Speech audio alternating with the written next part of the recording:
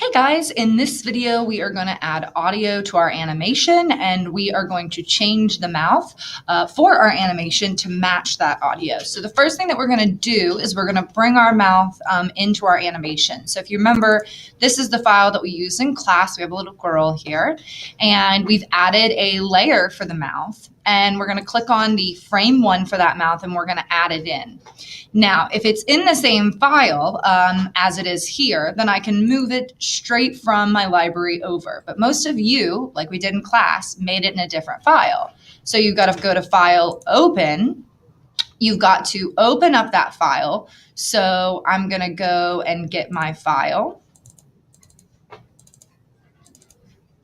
Here we go. And then I'm going to open it. And here it is. Here's my moving mouth. Now, back on Cartoon Girl, I can, over in the library, and if I'm not seeing the library, remember, go to Window and Library. I can change the file I want to work with and actually find that symbol that I want to use, and then I can just drag it on. Now, I'm not going to drag that on because I would be making a duplicate. I'm going to drag from here, but you can drag on from where you were. All right, now you bring it in and it's pretty large. And most of you already brought this in, but just in case you didn't, we went over it. Okay, now grab the free transform tool and use it to shrink it down, make it smaller, move it into place. This little circle right here is your midpoint. So you can move that into the middle of the mouth. And if you have extra frames like I do, you can move it to see the mouth movement. So it looks like right here, her mouth is hanging off a little too much. So I'll have to move that up, which essentially will move all the mouths. So I do have to be careful about that. All right, so now I've got my mouth set. Now, let's say you don't have all these extra frames like I do.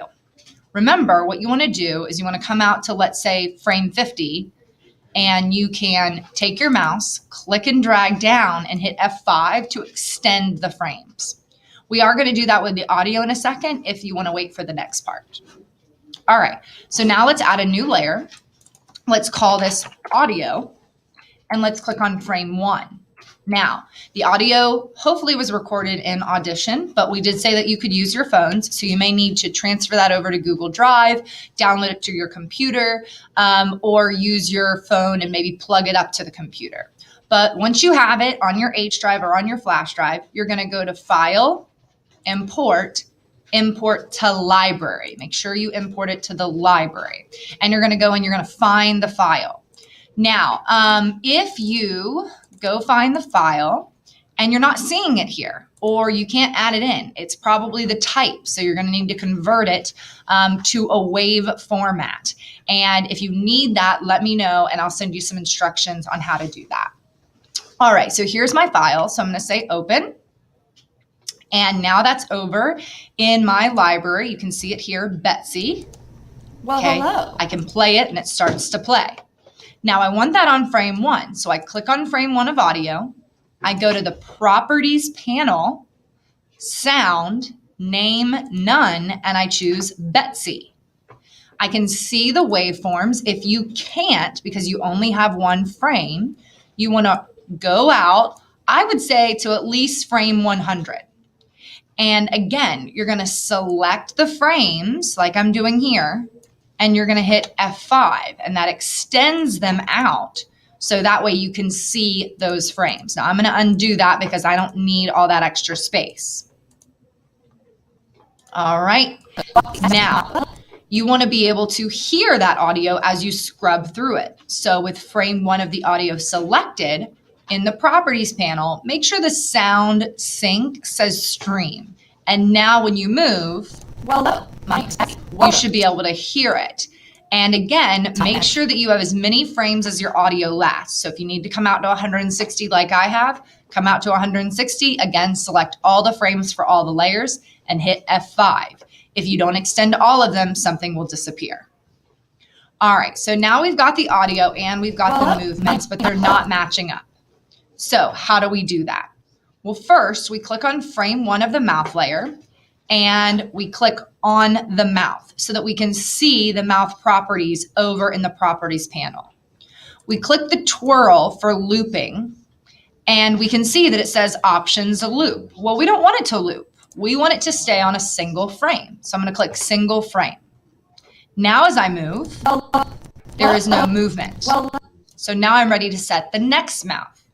So I can see here that this is where the waveform starts. So I'm going to hit F6. And I know that she says, well, hello. So on frame 25, with that frame selected, again, I hit F6 there. I have to click on the mouth, and then in the loop, I can click Use Frame Picker. And that's what pops this nice little guy out that you can change. And let's find the W. Here we go. Well. Okay, well, E comes after that. So let's say right about here, I hear the E. So I hit F6, and I select the E. Okay, and then I want the L right here. F6 and the L.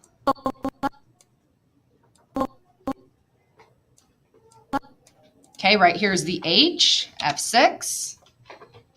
And, oh, I don't have an H. If this happens to you, then you have to think about it. Hello. What does that look like? And then you select what you think it would look like. Okay, we got more L's, F6. And here's my O, F6, O. All right, now I can come back and hit enter. Well, hello. And I can check it to see how it looks. Now, after I say hello, she stops speaking. So I need to hit F6, and I need to go back to my original mouth, which we set on frame 1 with no letter. Well, hello. So now we're ready to start doing my name, and we just continue that process. F6, click on the mouth that you want. All right, so that's it for adding your audio and getting your mouth to match up with your audio. Again, if you have any questions, email me. See you next time.